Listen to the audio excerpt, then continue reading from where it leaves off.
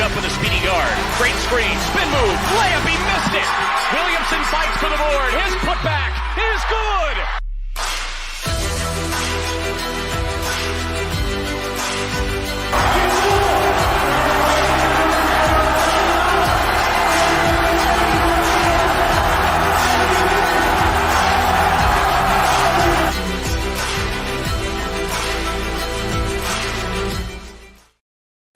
What's up, everybody? Welcome to Straight Outta WAC After Hours. I believe this is going to be the first one of the 2024-25 season.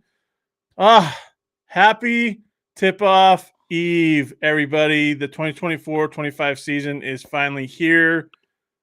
It is fantastic. I know probably people are watching Sunday Night Football. That's boring. Let's talk some college hoops. Daryl, it's been a long off season and we're finally here. Like, it's exciting. We're going to tip off games in 12 hours? Yeah, there's some early ones. I know that the UT Arlington men tip off at 11 a.m. Central against North Texas at Dallas. That's a non-division one, not the North Texas team that's in Denton, but another University of North Texas non-division one team. And then on the women's side, what time's the earliest game that the women's tip off? I want to say it's that Southern Utah game in the 11 o'clock hour too. Yeah, 11 a.m. Mountain Time, Southern Utah at Utah up on the hill in Salt Lake City. And then Northern New Mexico at Utah Tech down there at Burns Arena at 11 a.m. Mountain Time. Tarleton at UTEP. This is the women's. Tarleton at UTEP at noon Central Time. That's part of the WAC CUSA Challenge. On ESPN, it's called the WAC CUSA Challenge. So that's what we're going to call it this year, Daryl. I don't care what anybody else tells us. Okay. But yeah, some very early games to tip us off here on November 4th. Very excited. Man, if you haven't checked out any of our previews yet, go to WACHoopsNation.com. We've broken down all the women's teams. We've broken down all the men's teams. We brought you some projected starting lineups and shared our things with you. We've also done podcast episodes with every coach except for Rick Croy. If he's watching this or if Doc Wellman is watching this, we need to get Rick on this podcast sometime in the next week or so that we can talk about the Lancers, who I think are going to surprise some people in my preseason poll when we bring those up here. Tonight, we're going to bring you our preseason polls. We're going to talk about the first night of the season. We will be doing this depending on schedule-wise. We may do a Straight Outta WAC After Hours on Tuesday to break down Monday's games. And then Saturday is a huge day for the WAC, both the men and the women. For the men, there are 9 games, all against Conference USA opponents in that WAC Conference USA Challenge. Every WAC team hosts the Conference USA opponent on Saturday. I will be in St. George for New Mexico State at Utah Tech. I know UTEP is coming to Utah Valley. Sorry, I'm going to Utah Valley tomorrow night, Monday night, opening night, even though they're playing against a non-division one. And then for the women, there's only 4 games, but all 4 of them are against Conference USA opponents in that WAC Conference USA Challenge. The women are on the road. So we'll get to that, but we're going to do this twice a week from here on out. Tuesday, we'll do Tuesday, Thursday for right now, and then once league play where it starts, where they play Thursday, Saturday, we'll try to do it Thursday night after the games are over and Saturday after games are over as well. So stick with us. We appreciate everybody. Carlos Zimmerman, I mean, it's awesome to hear from you, buddy. I know you're in Reno right now getting ready for that Sam Houston at Nevada basketball game tomorrow night at the Lawler Event Center. Good luck to the Bearcats. They were the Conference USA. They're the reigning Conference USA regular season champs. So thanks for tuning in, everybody. If you want to leave a comment, feel free to. We're on X, Facebook, YouTube right now. But Daryl and I are going to we're going to present our women's preseason poll. Daryl's going to give us a little breakdown here. I was trying to create another graphic that made it so you could see exactly the breakdown. Forgive me for that. I misread the room on that one. But before we get to that, Daryl, how excited are you for this 2024-25 season?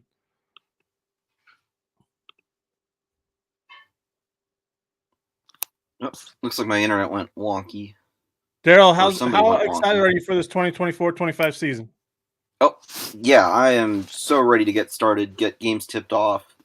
all the talk is over.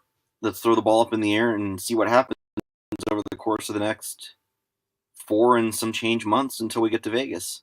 Absolutely. So a couple things here for the WAC.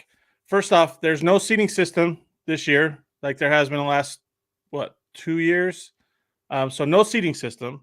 So that some fans will be happy about it. Some fans won't. Comment if you're happy that it's not in play this year in the WAC. Second off, this is the last season for Grand Canyon and Seattle U in the Western Athletic Conference. And with the announcement that Grand Canyon is going to the Mountain West Conference, possibly in 2025, the WAC may be in even bigger trouble. We'll talk about that as the season goes along, but this conference realignment stuff is crazy, and it's a whole nother episode of Straight Out WAC After Hours as it gets going. But with that, for right now, we talk basketball. Yeah, that's all we can do, right? That's all we can do. So with that being said, we are going to present our women's 2024-25 women's basketball preseason poll. Daryl will break down some of these picks because he was the one that picked this poll. I had no say in it whatsoever. This was all on Daryl. The men's is all on me, so you can be mad at me when you feel like your team was disrespected or whatnot. Preseason polls mean absolutely nothing. Okay, guys, like they're just for clicks, they're just for show, they're just for whatever. People will say we don't know ball or we don't know this or that. Fine, we don't. You're right, we don't. Nobody knows what's going to happen when the teams take the floor tomorrow night and into the 2024-25 season. So just take it with a grain of salt. Comment on it. I don't know why it says some comments won't post. Not sure what that means. But anyways, comment when you see your preseason poll. So here we go. Daryl, let's break this down. So first up at number 9, we got Seattle U, Skylar Young in his first or second season. The Redhawks missed the WAC tournament last year, but he's got some athletic transfers in. He's got some talent, some shooters, and final year in the WAC. So we'll see what Skylar Young team is made of. Daryl, what do you think about the Redhawks? I like what they've done in the portal. The question is, can you put it together on the floor? Yep.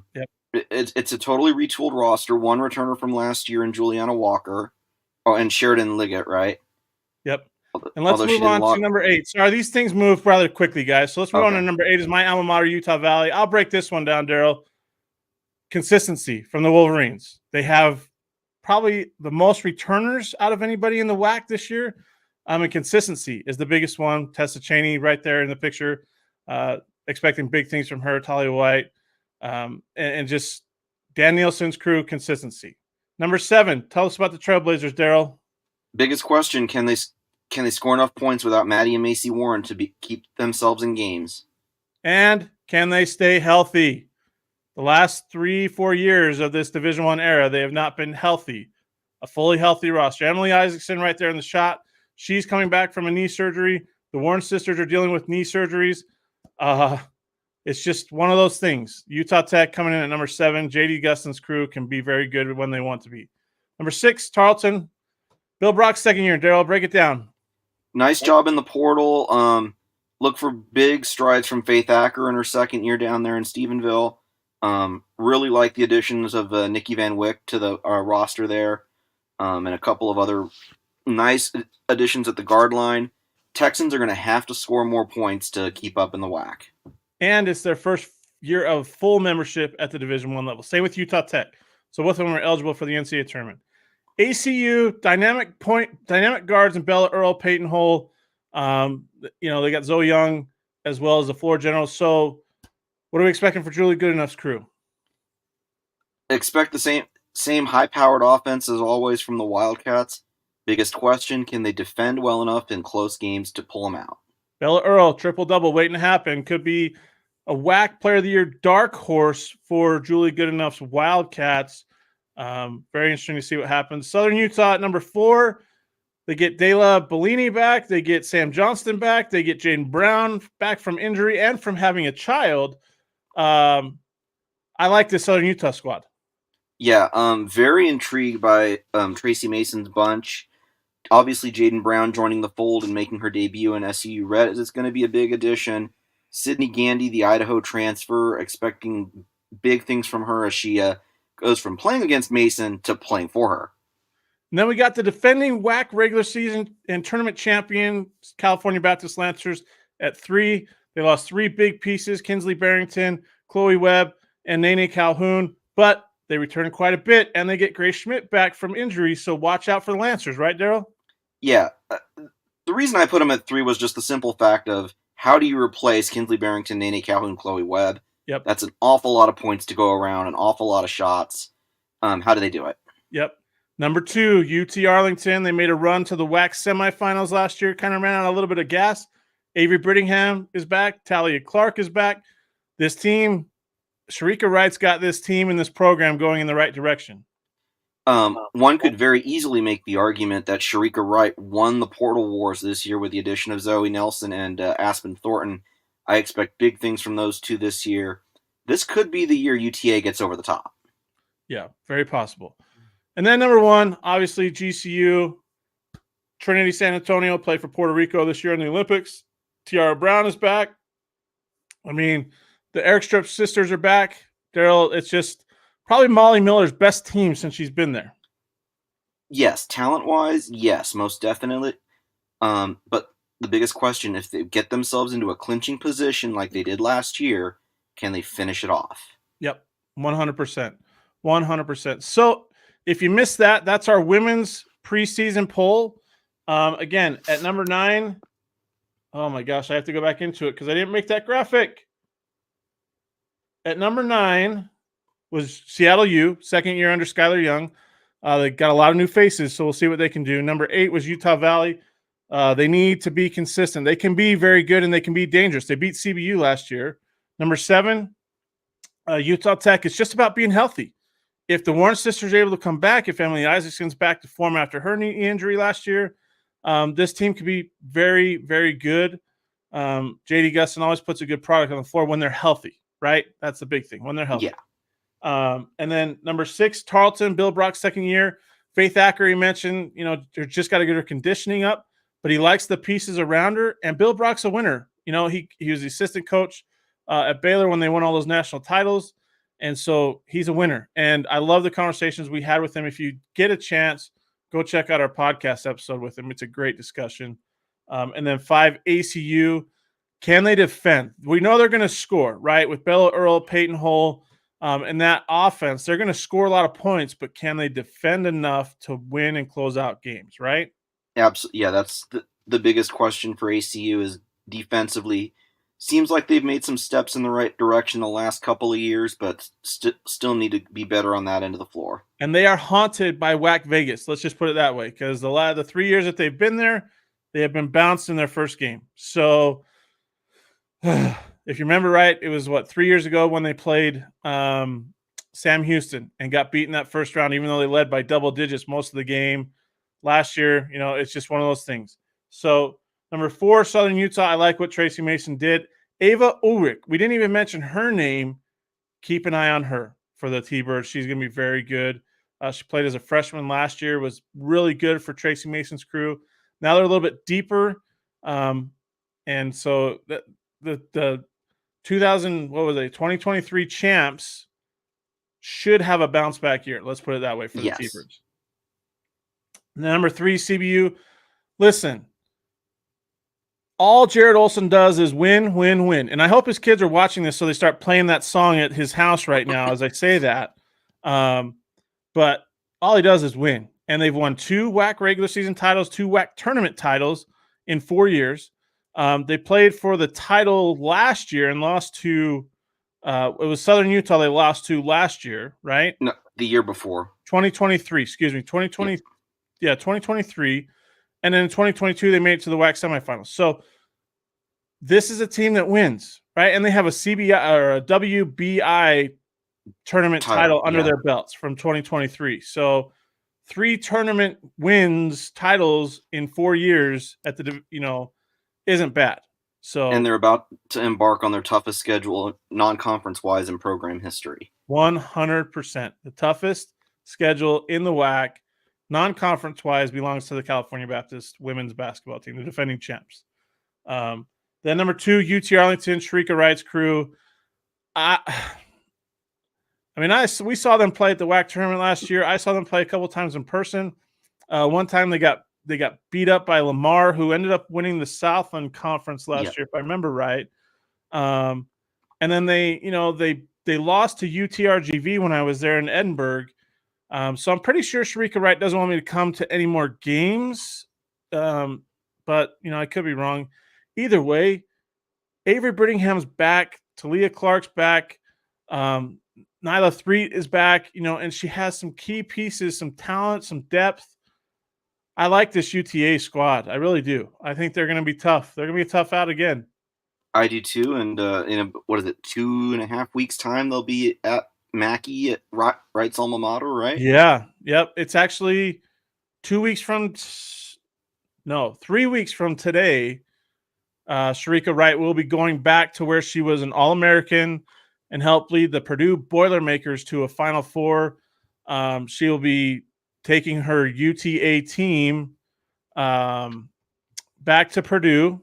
I was hoping to go. I don't know if I'm going to be able to make it, but she's going to be coaching against Katie Gerolds, who she played with at Purdue and who was just inducted into the Purdue Hall of Fame, similar to Sharika Wright. So, that'll be a fun game.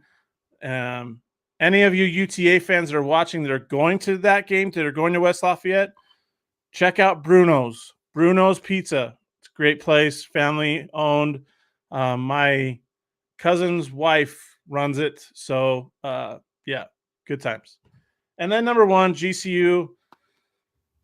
All right, Daryl, the biggest question for everybody watching this, especially GCU fans, is this the year that Molly Miller and the Lopes get over the hump and get to the NCAA tournament?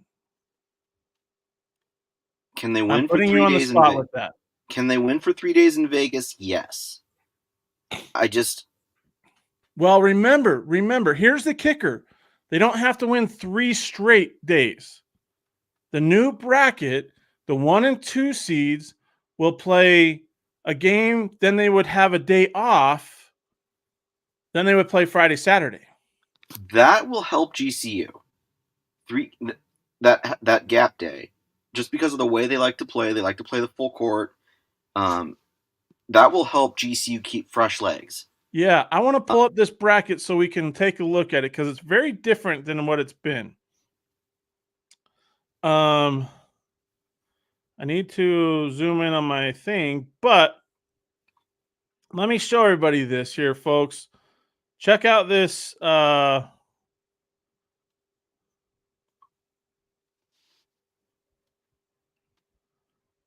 we go. Okay, check out this bracket, right? So the 8 and 9 seeds will play on March 11th at Burns Arena. Okay. And then March 12th, the 1 and 2 seeds will play. So what is that? March 12th is a Wednesday. Is that right? Wednesday or Thursday? It's a Wednesday. Let's look at it. Yes, they'll play on Wednesday. So then they would have Thursday off, and then they play Friday, Saturday if they got that far. So if you're the 1 and 2 seed or the 7 seed and you win, you get a day off compared to the other seeds who would have to win 3 games in 3 days. So who does that benefit? I mean, it favors the top seeds. I mean, will GCU be in one of those 1, 2, or 2 seeds? I think it's entirely reasonable to expect that. Yeah. It's going to be very interesting to see how it plays out. Again, with all I don't know if they invest as much money into women's basketball as they do their men's basketball program down there, but still there's an expectation. And while GCU has been close, 2021, they made it to the WAC tournament championship and lost to CBU. 2022, SFA. They lost to SFA in the WAC tournament championship. 2023, they lost in the semis to Southern Utah. The semifinals to Southern Utah, right? Yeah. Or was it CBU? No, it was Southern Utah. Yeah, so they lost to Southern Utah. Last year, they lost in the semifinals To SFA, SFA. after leading by double digits again for a second time Right. in 10 days.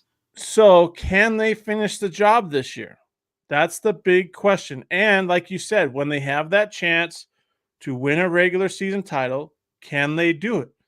Because last year they faltered down the stretch, allowing CBU to win that regular season title outright. So I think there's some heat in Phoenix right now on the GCU women's basketball staff. That's just my thought, because they have to get it done this year with the talent that they have and the returners that they have in Trinity San Antonio, Tiara Brown, the Eric Strip sisters, and some of those transfers, especially those UNLV transfers who can shoot the three. And we all know if they don't get it done this year, it isn't going to get any easier going into the Mountain West. Yeah, absolutely. Absolutely. So keep an eye on that. We're going to take a 30-second break. We'll come back. We'll release. I'll release the men's preseason poll, and we'll talk about that as well. If you have any questions, send them our way. Again, check out WACHoopsNation.com. Subscribe to the newsletter if you haven't. We appreciate all the support, and we'll be back in 30 seconds.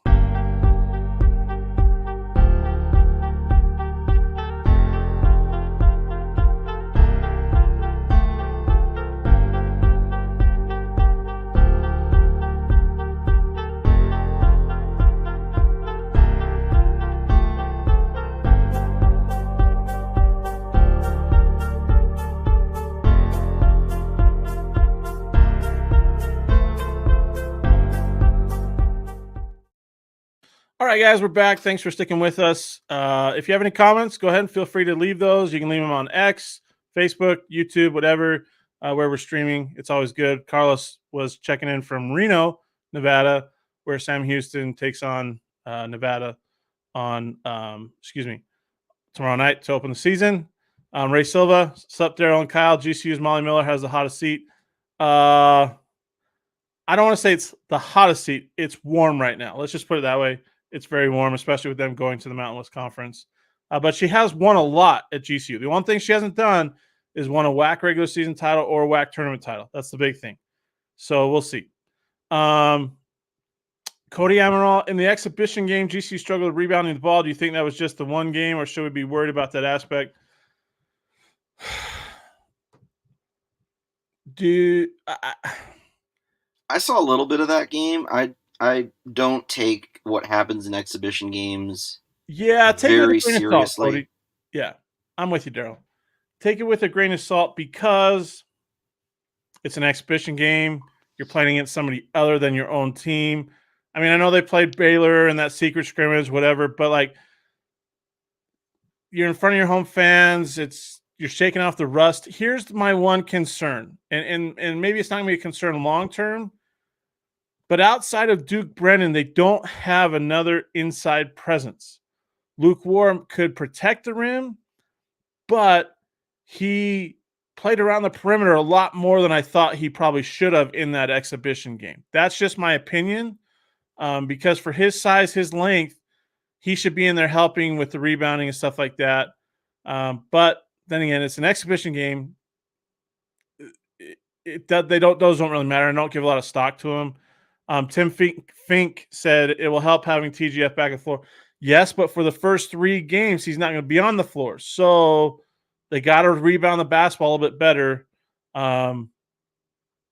Cody said, I feel like we felt the loss of game. Yeah, because that's a guy that rebounds the basketball, right? Like, he's another big body that plays above the rim. So they got to find – I think Luke War has to get more aggressive on the boards. That's one thing. Jacoby Coles, he's got to rebound a little bit better too, because he's got a big body as well, even though he plays on the perimeter as well. So I think they'll be fine. I just have concerns if Duke Brennan were to get in foul trouble, do they have guys behind him coming off the bench that can fill that role? Tim says Dennis Evans is a 7-footer. Not sure. I heard he's hurt. I could be wrong, but I heard he's hurt. Maybe they held him out of that exhibition for precautionary reasons, but I heard he's hurt. I heard it's some kind of shoulder maybe. that has been keeping him out. So I don't know. We'll see, I guess, maybe tomorrow night if he plays. That would be big for the Lopes to get that 7-footer in there. I was going to mention his name, but I've heard he's hurt. So we'll just. I'll tell you what, GCU fans, when he gets on the floor, you guys are going to love him. I had the opportunity to watch him play as a high school player out here in Southern California. Works hard both ends of the floor. Good rebounder. Nice touch around the rim. Maybe a little raw, but you're going to like what you see. Yeah.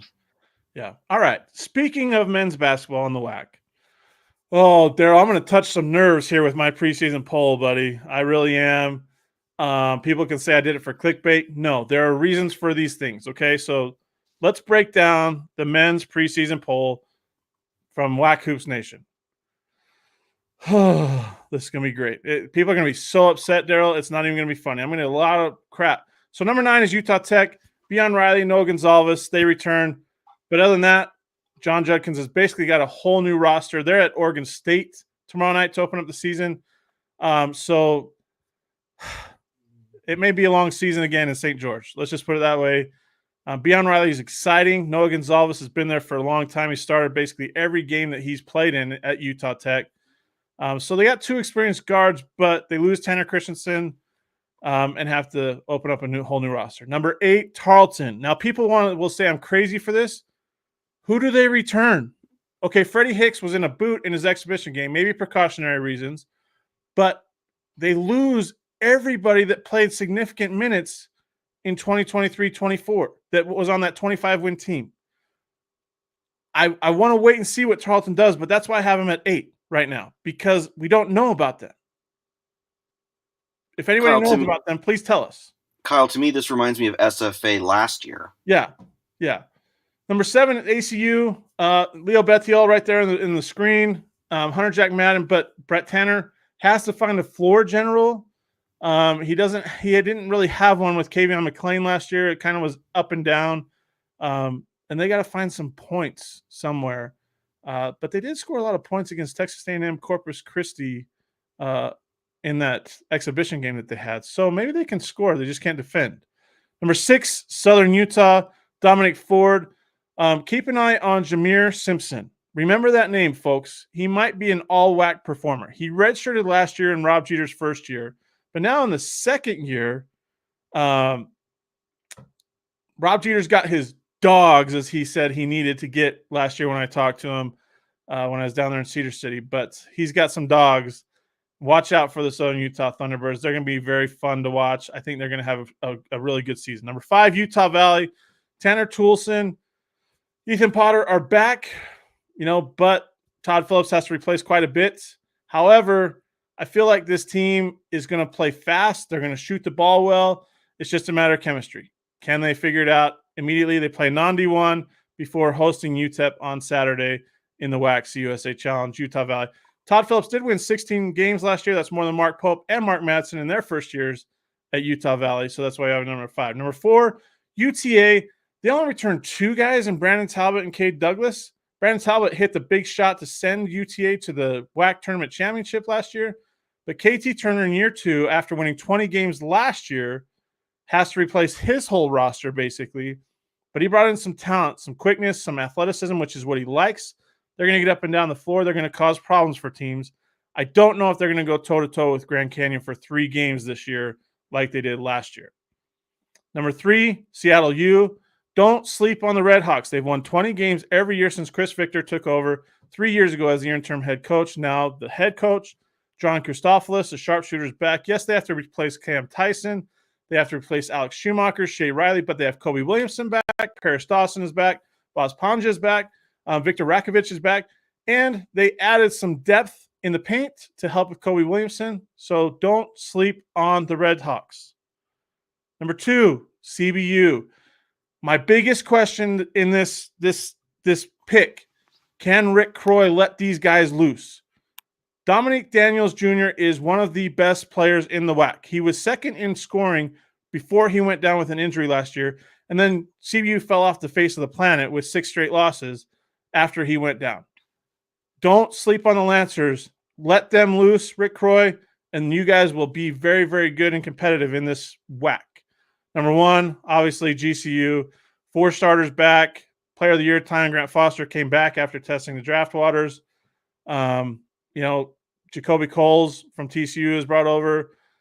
They're a little bit better on the perimeter this year, and they're going to be a little bit deeper.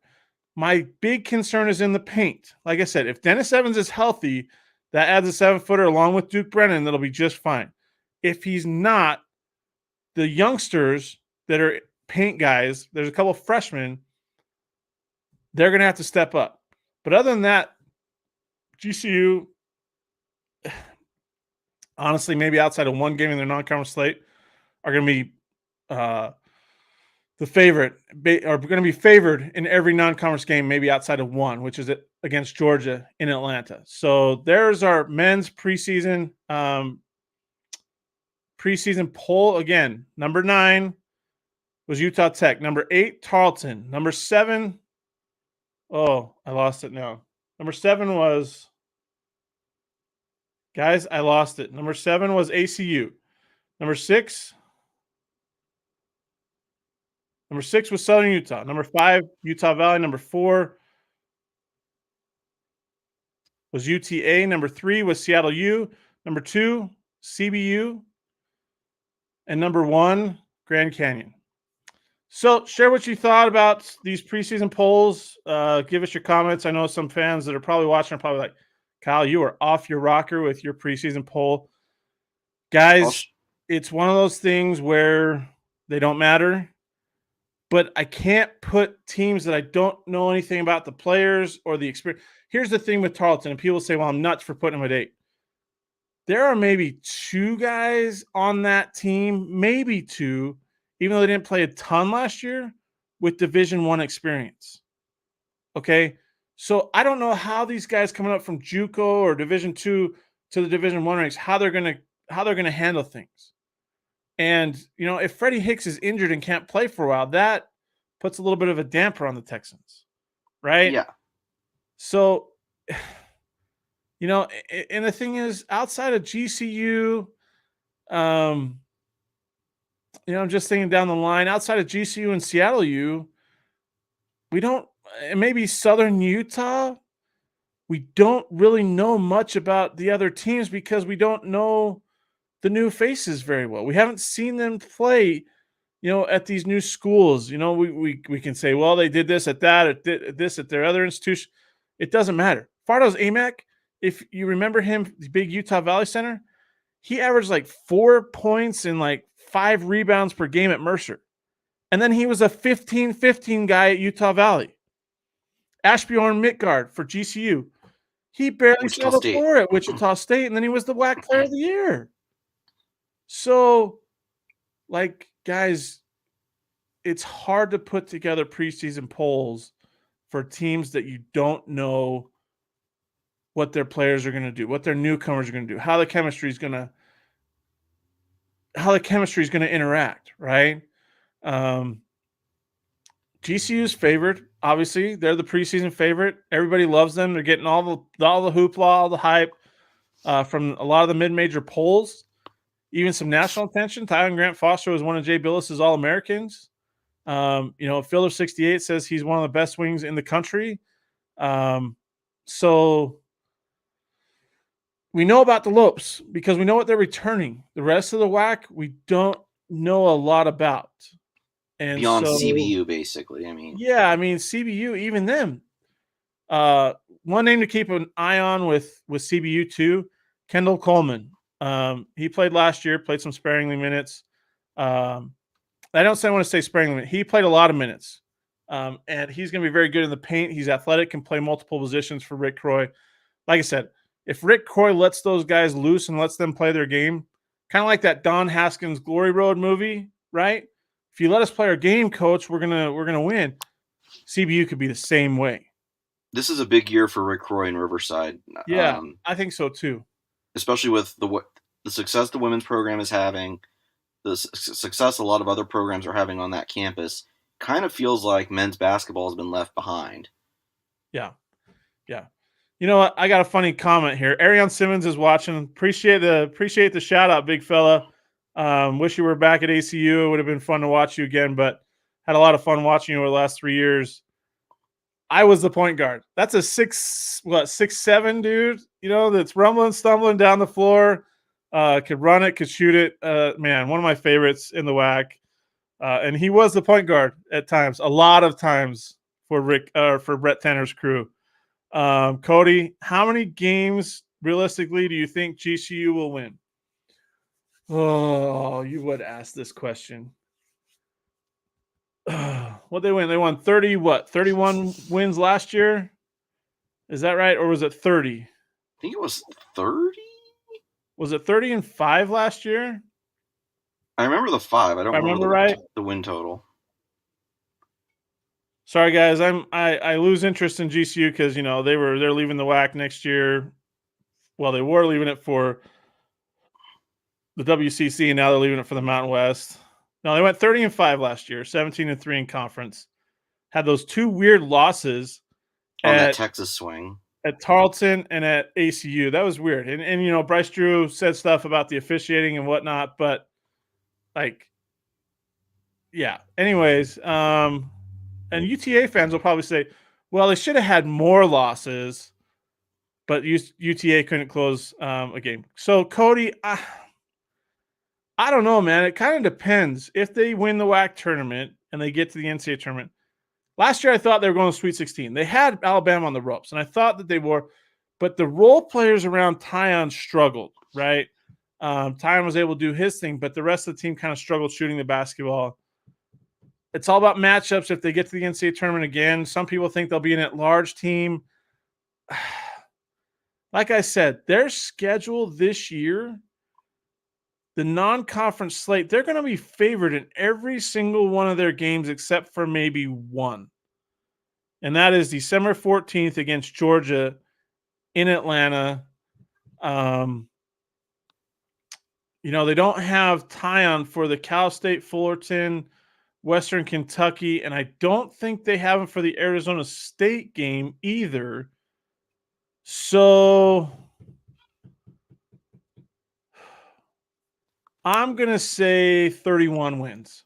I'm going to say they top the 30-win plateau again and go 31. That's my guess. 31 wins for GCU this year. I could be wrong. I hope I don't jinx your team, but I'm picking 31 wins. What do you think, Daryl? I mean, yeah, I'm going to say something more in the low 30s. I will say for that Fullerton game, I don't expect a whole lot of a fight from Cal State Fullerton. They struggled mightily last year in the Big West. Yeah. So it's a good opener. Before they host Western Kentucky on Saturday for that WAC USA Challenge. Tim Fink says, I think GCU will drop 3-4 games in total this year. Yeah, I'm kind of on that same boat, Tim. I think 31-4, 31-5, depending on I don't even know if they're going to play 36 games. So 31-4 would probably be my best bet. They went 30-5 last year, but it all depends on how far they go in the NCAA tournament if they get there. They have to get there. So we're just estimating that they get there. I think they're a second weekend team, possibly at the NCAA tournament. Cody, do you think it was a good move to head to the Mountain West? What do you think, Daryl? I'll ask your opinion first.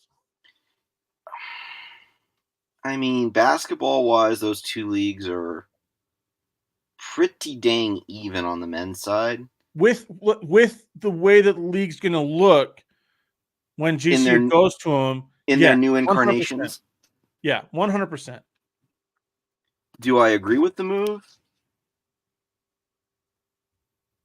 I don't know if I can say I agree with it.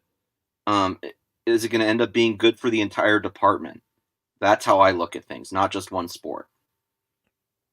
Yeah. And that's the question I have.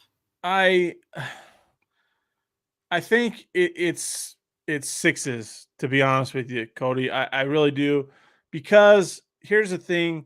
Without the Utah States, without San Diego States, without those schools, the Mountain West is still good at basketball because you still have Nevada. You still have New Mexico. UNLV is still there. So that might be a good rivalry, GCU, UNLV, stuff like that. And you got UTEP, which is, has some basketball tradition, right? Air Force, Wyoming. Wyoming's had years where they've been good at basketball. They haven't had good years lately. Air Force, hit or miss, not really great. So WCC without Gonzaga, it's hard to say. And is St. Mary's going to leave the WCC? Like, there's so many variables here, but I think it's a good move in terms of basketball wise. The only concern I have, what will the broadcast contracts look like? Because it's not like Mountain West teams are on ESPN all the time. They have CBS Sports Net, and I think Fox, the Mountain Network. Is that right? Yeah, the Mountain West Network. Yeah. And then some games on Fox Sports 1 or 2 or whatever. Oh, yeah, on FS1, depending on the game. But will that change with the departures of Utah State, San Diego State, Colorado State, to the new Pac-12, right? So that'll be interesting to see. But I mean, there's excitement for Grand Canyon. They like it. They thought it was better than the WCC for whatever reason.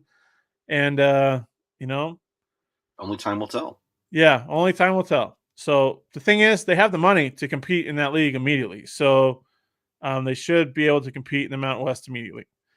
Let's see. Let's answer some more questions here. Do you think Tarleton will get to 15 wins this year, coming off of 25 last year? Very tough schedule to start the season. Boy, that's a loaded question. This is typical Billy Gillespie, though. I mean, front-loading the schedule with the craziest matchups you could find. Yeah, I mean, it's true. Let's look at the schedule here, because they start off at SMU tomorrow night. They're 14-point underdogs in that ball game. I posted a line on our Twitter account. But they start off against SMU in Dallas at a Moody Coliseum. That's interesting because the WAC has a Moody Coliseum out there in Abilene in West Texas. And then they host Sam Houston, who is the reigning Conference USA champions. Then they go to Florida State. Then they host a non-D1. Then they go to Baylor, who's number 8 in the country. Then they're at Michigan. Then they go to the Baja Mar Hoops Nassau, Bahamas championship for their MTE. Iona, Hofstra, Indiana State. Those are not cupcake mid-major teams right there. No. Those are Hofstra good. Is a really good Coastal Athletic Association team. Right. And then they have another non-D1 before going to UCF, UTEP, and Oklahoma State. A 3-game road trip to those 3. Then another non-D1. Then they host Florida A&M to end the non-conference slate. So I'm going to say, at the very least, 1, 2, 3, 4. There's 4 gimmies on their non-conference slate. Okay. But I don't know that they get to 6 wins in their non-conference. If they do, that means that they pulled off a massive upset, Robert. Massive upset. Somewhere along that line. I mean, if they get to 6 wins in the non-conference, which basically means by Christmas break, I will be pleasantly surprised. Yeah. They will have to have but you know what? The thing is, a Billy Gillespie coach team has pulled off upsets like that before, though, since they've been Division I members. So and they've scared the pants off people too. Yeah, I just Arizona State that one year. The thing is, we don't know about their roster, right? We don't know if Freddie Hicks is healthy, and the only other ones that have played for Billy Gillespie, Boo Boo Benjamin and Izzy Miles, but they didn't play a ton last year. So, and there's a lot of freshmen on that Tarleton squad too. So, 15 is going to be tough, because then they open up with UT Arlington in Stephenville. And we know what happened in those games last year. Tarleton won the 2 games in the regular season, and then UT Arlington won on Brandon Talbot's, shot 3-pointer that Daryl. No, that was the ACU. That was the ACU SFA game. That's right. We won't talk about that. I don't know. 15 might be asking a lot. It's possible. I don't think they'll get there, but 1, Wisdom Gym's a tough place to play. 2, Billy Gillespie coach teams get after you around the perimeter and cause problems.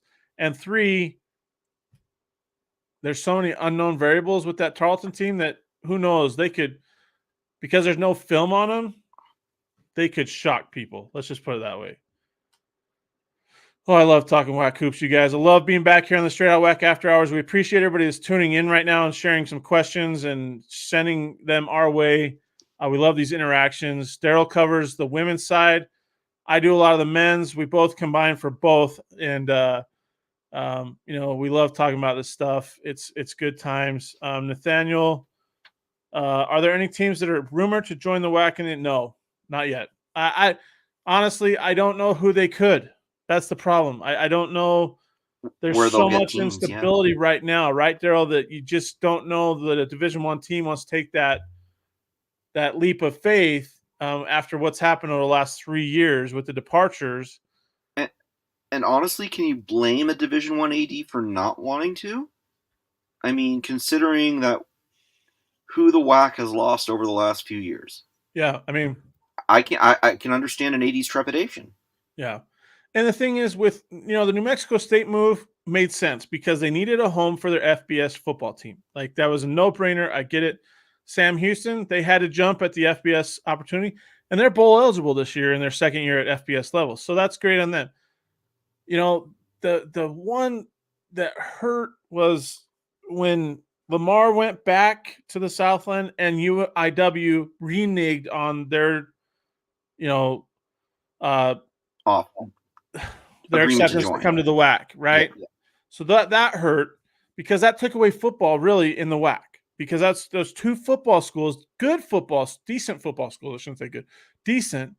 So then there was stability in that, because then you were adding Southern Utah to the mix in football as well, and then, SFA departs to go back to the Southland Conference, and UTRGV follows. UTRGV, it made sense from a competitive standpoint. Love that school, love being able to go down there last year, but it made sense from a competitive standpoint because their basketball teams had struggled in the Western Athletic Conference. There's no ifs, ands, or buts about that. SFA, they just made a business decision, I think, to cut down on travel costs and whatnot. So it made sense, but still it hurts, right? So, Nathaniel, to answer your question, haven't heard anything. I'm not sure that they could afford to take, a team that wants to make the move to Division I, because they can't wait that 4-year period for the eligibility stuff, the transition phase. So I don't know. We'll see. And let's put it this way: if we lose one more, that 2-year clock starts where we have to get somebody to maintain the auto bid. Well, we may not even have 2 years. That's the thing. We may not even have 2 years. Tim Fink with the question, from what I hear, Tarleton is next to the MWC. Not sure if that's true or not. Wouldn't surprise me. I know they've been trying to get into CUSA. Not sure what's going on there. I know they want to make that jump to FBS football, even though they had a horrible football loss on Saturday night. Texan fans might be watching this and be like, Kyle, why are you bringing this up? They lost to Eastern Kentucky. That was brutal to see. And that was at home, too. That was at their Memorial Stadium there in Stephenville. So, brutal loss. But President Hurley down there wants them to go FBS. Like, that's the ultimate goal. So, if the Mountain West comes calling, I'm sure they would take that in a heartbeat. I don't know if the Mountain West wants to expand any more into Texas since they have El Paso. I doubt it. I could be wrong. That's just a little out of the way. But who knows? Conference realignment stuff is crazy, man. It's just crazy. So I hate that. Not going to lie, I hate the conference realignment. I hate it with a passion because it's taking away from the rivalries. It's taking away from they talk about it's for the student athletes. No, it's not. For football, okay, sure, maybe, but for any other sport, it's not for the student athletes. It's when I see, who did I see today? It was Stanford at Florida State for women's volleyball. Just no. That is not in the best interest of the student athletes. Like, get out of here with that. Yeah. I've said it since this whole realignment cycle opened. all this movement is caused by and for one sport, football. Yep, 100%. Well, I think Somebody- Chip Kelly, the former Oregon and UCLA coach, who's now at Ohio State, he said it best. Football should just form its own division and do what they're doing with football, but keep the other sports in those regular conferences. You know, like they keep the Pac-12, all their Olympic sports, their basketball, all that in the Pac-12. Big Ten, same thing. Like football should just be its own division and go. This is a whole nother rant, guys. We weren't on here to talk about this, but we got going with all these questions. I love the questions, keep them coming. Nathaniel Lanceware, a dark horse for WAC Player of the Year. Yeah, the 6'10 graduate student from Villanova. Could be a big piece for KT Turner's squad. He was at Kentucky most recently at Villanova. He appeared in 33 games as a reserve last year. I didn't play a ton of minutes, but again, just because a player doesn't play a ton at their former school doesn't mean they're not gonna have success at their new school. We've seen that with plenty of players in the conference, both men and women.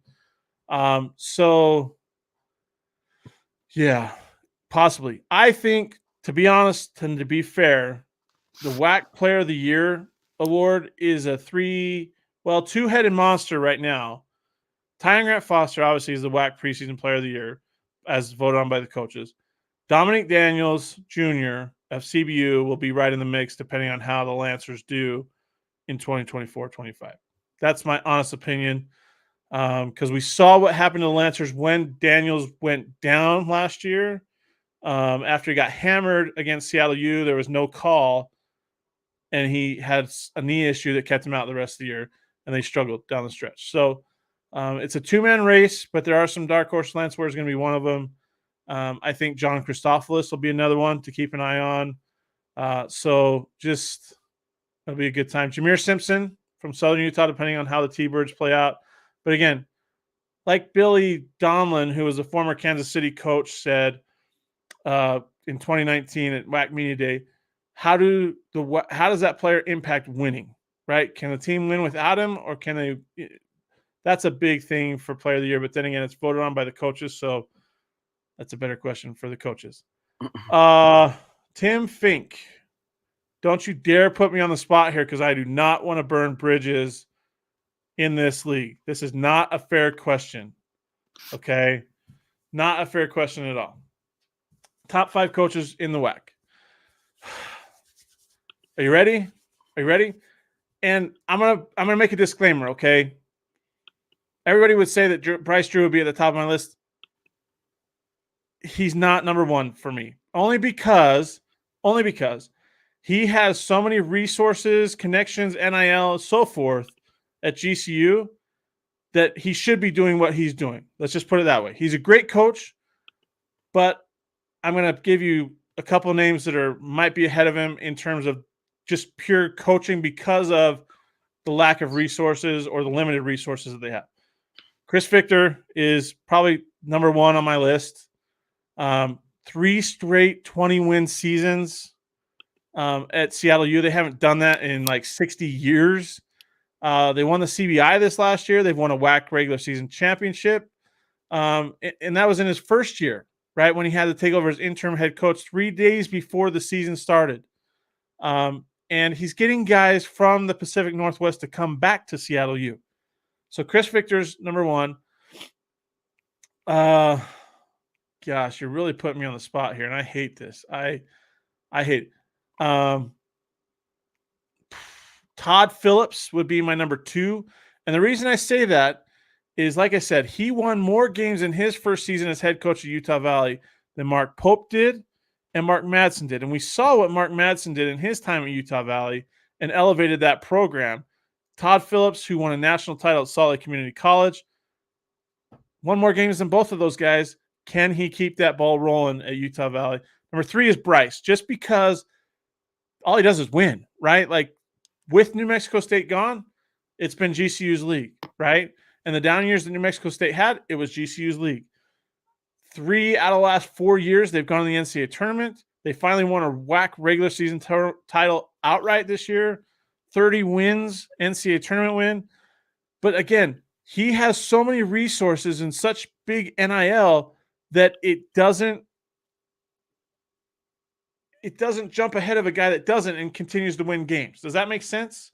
I hope that makes sense. It's not a diss to Bryce. It's just when you have those resources, you should be winning in a league where you are like, right? Am I wrong, Daryl? No. I mean, when you look at Coach of the Year, I was always taught to look at the coaches who do more with less. Yeah. I just, that's my thing. If you have all those resources and more NIL than any school in the WAC, maybe the schools combined, you better be winning championships, period. So that's my only thing. Oh, let's see. Who did I say? I said Chris Victor. Who else did I say? I said Chris Victor, Todd Phillips, Bryce Drew, KT Turner. I mean, he turned that UTA program around in one season. They won 20 games last year. I mean, that was one of the biggest turnarounds nationally. Games. And just think about that. Like, who does that? I mean, UTA was really bad the year before. I believe they were dead last in the WAC. They were the 8th seed or something like that in the WAC the year before. Was that 12 seed?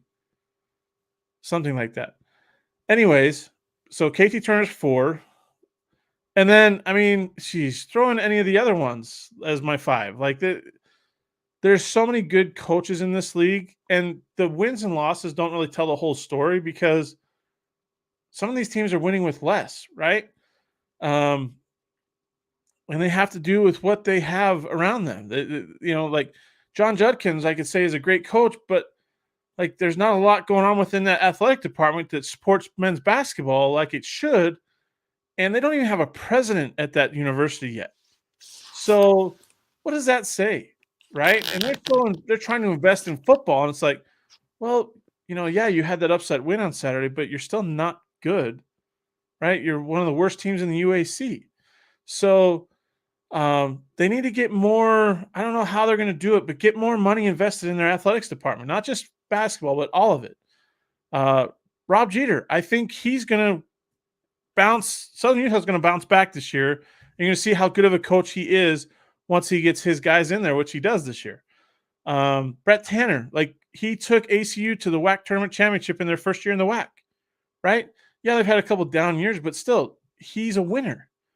Rick Croy has had good teams, and he's had great players. They recruit well there in Riverside. So, and Billy Gillespie, what can you say about the guy? Like his teams win and they pull upsets and they play hard.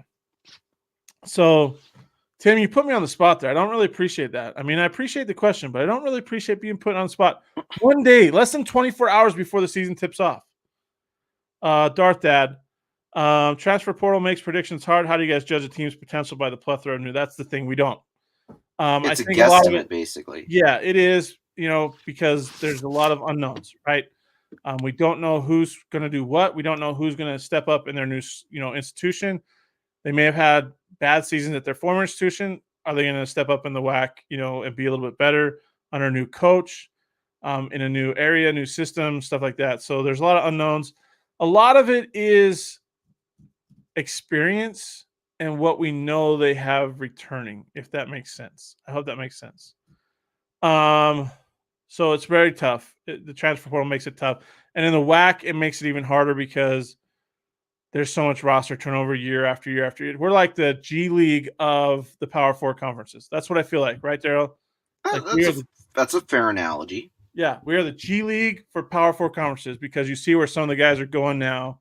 And it's just crazy. It's awesome, but it's also crazy. So it's very tough. And even on the women's side, you can see some of Kinsley Barrington going to Clemson for her grad year. Stephanie Vischer, when SFA was in the WAC, going to Michigan State. Caitlin Harper went to Purdue. Yeah. Lizzie Williamson went to NC State. Yeah, and that's a move that still boggles my mind because she did not see a lot of run there last year. Hey, you know what? She's big and she can block shots if she wants to. So, Aaron, first team all WAC predictions. Man, dude, I thought about putting this out there, but I just can't because we don't know enough. I will say this. So, Tyron Grant Foster, WAC Player of the Year, so he'd be on the first team. Dominique Daniels Jr. out of CBU would be on the first team. John Christophilus out of Seattle U would be on the first team. After that, I just don't know. I really don't. Because there's so many unknowns. We could say Freddie Hicks, but is he healthy out of Tarleton? But outside of that, I might put Leo Bettiol there from ACU just because of how he plays. And when he's good, he's really good, like really good. So it's just there's so many unknowns, right? I mean, somebody just asked about Lance Ware from UTA, the 6'10" grad student who played at Villanova, was at Kentucky. It didn't average. His stats weren't off the chart, but I mean, you got Ray Harrison, who will be a first-team All-WAC selection. So it's so hard, my man. It's so hard. On the women's side, I mean, you got Trinity San Antonio, you got Avery Brittingham. Who else would you throw out there, Daryl? Tiara Brown? I think that's not too far out of line. Bella Earl. Bella Earl, Peyton Hull, probably some on the border. Yeah, there's Peyton's a lot more names on the women's side that could be on that list for sure. Dela Bellini. Yeah. Bellina. I think it's Bellina, right? Bellina, yeah. Yeah, it's Dela Bellina. So, yeah, Tim, I mentioned Ray Harrison after the fact. I'm sorry about that. But, yeah. You guys, we have talked for 61 minutes right now about the WAC. The reason I don't do first team is because first team preseason is I just think there's too many unknowns with what, people leaving and coming and sure. just the roller coaster of it all. I'd rather let the ball go up and deal with it in March. Ray, which coach has warmest seat? Oof. Oh, that is a great. If he's talking about the men's side. Yeah, they won't like it in Riverside. They won't like it, but I think Rick Croy. I'm going to agree with you. I hate to say that because I love the Lancers and but Rick Croy. That's my one thought. It's not hot, but it's warm because they just look at the number of close games they've lost over the last handful of years. Yeah. That's my first thought. Cody, I was very impressed with Mackay. Do you think he'll be one of the biggest pieces GCU has going into this year? Maybe. It just depends. Here's the thing. He did not have, and people, this is where I thought it was interesting that he chose to go to Grand Canyon after last year. Against the Lopes in that WAC championship game, he looked really, really not great.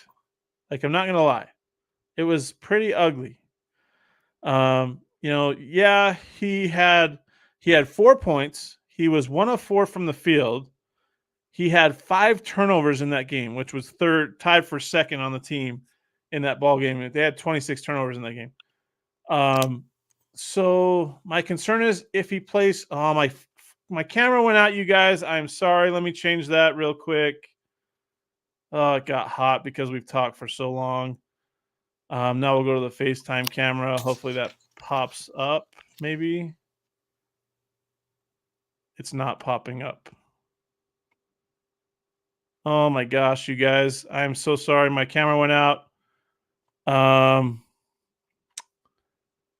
This is an awful live stream issue right now, so I'm not very happy that this did this. But anyways, Gerald, to answer that question, let's see what we got here.